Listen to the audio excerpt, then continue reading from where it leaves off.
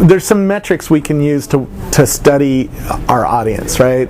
You know, for instance, the HTML page, how many times that's been viewed by a viewer. Then you know how many people have clicked on a link to start watching a video. And then I know from my own logs that I can also see how many people have actually completed a download.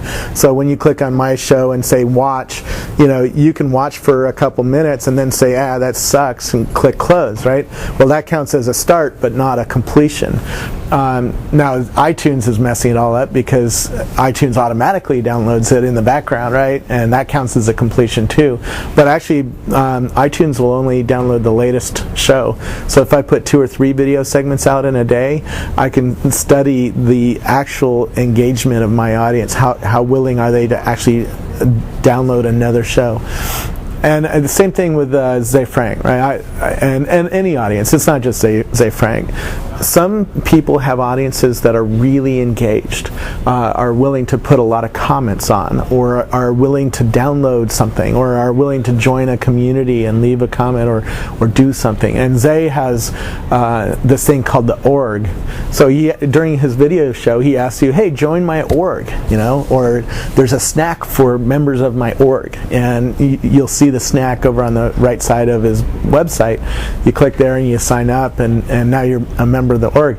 Well, you can see he has gathered about 30,000 people in that org, because you can see a map of them all. They're like little rubber duckies all over the world on Google Earth. It's pretty cool to go around and see. And there's a couple of guys living near me, or viewers living near me that watch his show. So that's sort of fun. But that demonstrates that his audience is very engaged. Other audiences, like I remember a friend used to work with the Register, and he says, millions of people, they get millions of page views on their, but every time they linked to me, nobody ever showed up, right? It was a very non-engaged audience. It was like an audience that was like almost lazy, going, I'm not going to click over. Where Dig, for instance, has a huge engaged audience. Those guys, the minute you're on the homepage, bam, you get thousands of visits. In fact, I was there one day. I got 60,000 people from Dig. All because it's a very engaged, very clicky audience, and like, I got to check that out. Boom, and it's a very active audience, and you can tell that based on what shows up onto your site off of these other sites. And so Rocketboom has 300,000 people.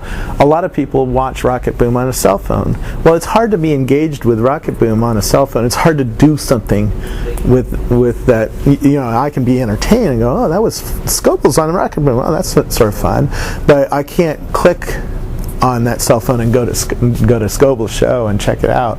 And that's what I was noticing is my refer logs were saying one audience is very engaged, has a huge number of engaged users, and one is less engaged.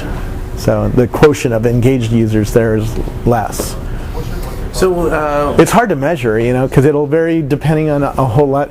Andy will tell you, well, you got a bad link, or you weren't very interesting to my audience, where other people get and I see this in my own audience. I can link to you and say, Andy is so-and-so, and you might get 5 visits, right? Then I link to somebody else and say, oh my God, that was the coolest software I've ever seen, and he gets 4,000 visits, right? So it's hard to study engagement, but